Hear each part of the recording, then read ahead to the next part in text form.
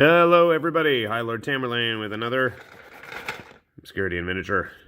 Yep, more other side. And some of you may enjoy this, some of you may not care, but darn it, I am going to systematically go through each and every box of these guys that I come across because there just isn't enough info out there on the World Wide Web yet to really get a good idea of what all these models are like, or it's too scattered around. So I figure, you know what the hey, I'm just going to keep going through this. Whether anybody watches or not, I don't care.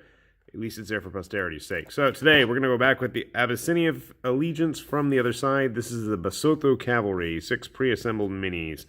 And I am already dreading what these spears in their hands are going to look like. So it looks like since we have 6, I'm going to guess we have 2 of each sculpt. And I'm going to guess you are the worst perpetrator of wobbly spears that I am going to see for some time. Shall we find out?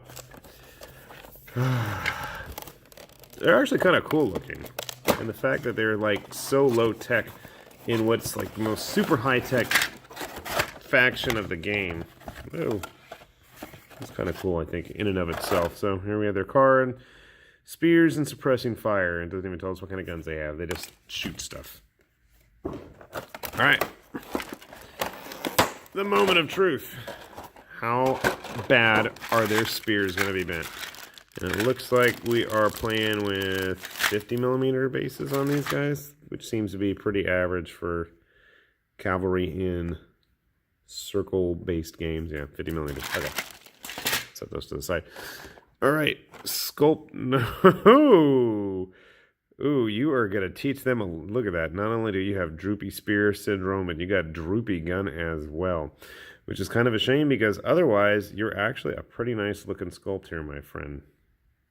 You can see all the fringe on his cape there, on his tassels on the reins, on his saddle as well, and then that poor gun. I'm wondering about the efficiency of the bayonet as well as the traditional spear, but you know what? I'm not a Basotho cavalryman, so I should probably just keep my opinions to myself. Some bad mold lines there where the two halves of our horse-like friend have been glued together, but that's what you get when you get board game pieces put together in sweatshops in China. Hopefully not with the worst conditions. Oh, yeah, look at that. Well, your spear is relatively straight, but your gun, not so much, my friend. I like his horse's little cape-like thing there. I don't know. I'm terrible with horse riding vocabulary. I don't know. A bib? Can I call it a bib? Purity scroll? I don't know. Hand, not the most detailed. It looks like kind of a blob there. Maybe it's just the pose, but overall, the figure looks pretty decent. Horse has enough detail to actually look like a horse. And let's see our third and final sculpt. You have a gun that's kind of been... Oh, my goodness. Yeah. Won't somebody think of the spearman? This is the downfall of when you are... Why is there only one rein? That's weird. Oh, I guess he's got it in his hands. Never mind. I'm like, okay.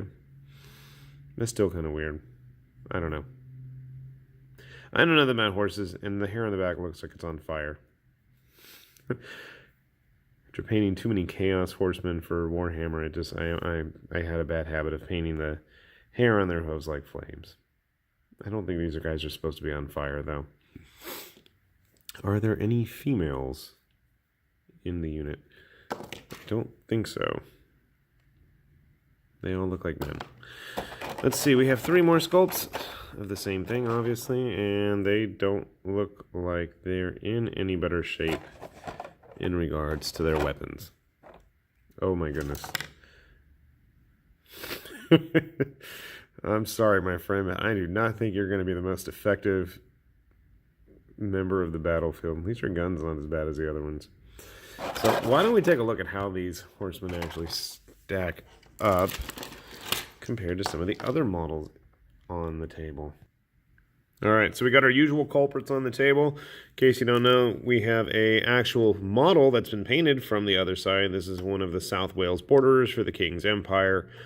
a Warhammer guy, a Malifaux Monster Hunter, an Abyssinian Electrocutioner, a Malifaux Lone Swordsman, and some random samurai from Shadows of Brimstone.